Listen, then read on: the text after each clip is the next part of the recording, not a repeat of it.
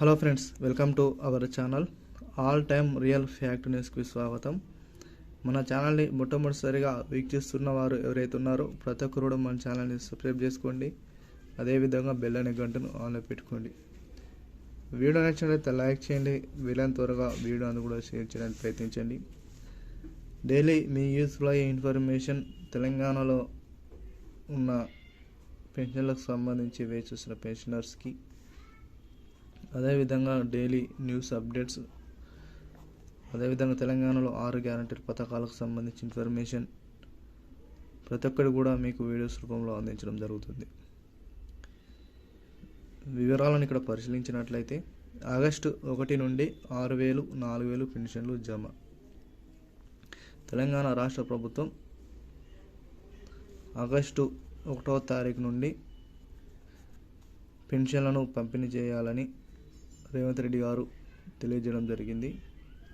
సెప్టెంబర్లో ఎలక్షన్స్ ఉన్న కారణంగా ఆ యొక్క నెల పెన్షన్లను కూడా ప్రభుత్వం అయితే ఆగస్టులో ఇవ్వాలని, ఆగస్టు నెల పెన్షన్ కూడా 1వ తారీఖు నుండి పంపిణీ చేయాలని ప్రభుత్వం అయితే నిర్ణయం తీసుకోవడం జరిగింది.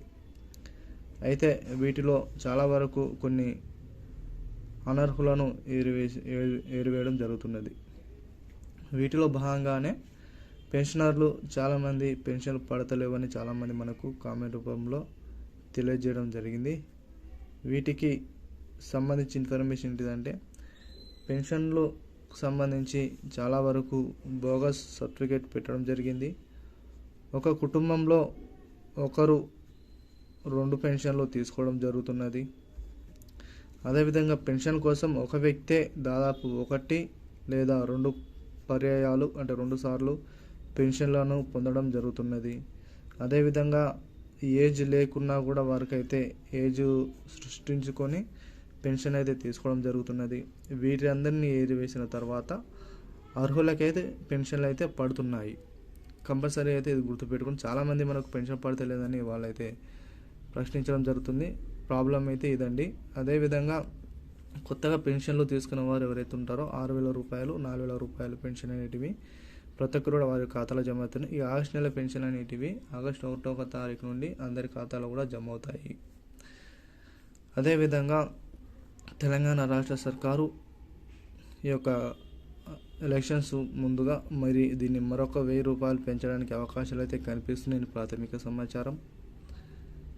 మరి ఈ యొక్క 1,000 రూపాయలు పెంచుతారా లేదా అనేది మీరు అందరూ కూడా కామెంట్ రూపంలో తెలియజేయండి.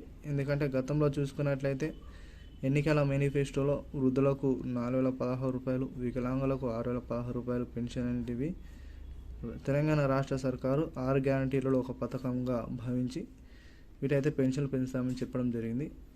అదే మాదిరిగా వాటిని అయితే పెంచుతూ రావడం జరిగింది అప్పుడు ఎలక్షన్స్ టైంలో. ప్రస్తుతం ఏమంటారు అంటే, మళ్ళీ ఇప్పుడు ఎలక్షన్స్ రానున్న నేపథ్యంలో మళ్ళీ ఒక 1,000 రూపాయలను పెంచాలని నిర్ణయం అయితే తీసుకోవడం జరిగింది.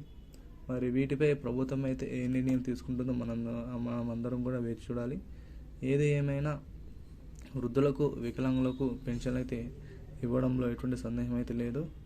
అయితే వేలిముద్రలు ఎవరైతే పడని వృద్ధులు ఉన్నారో, చాలామంది వేలిముద్రలకు సంబంధించి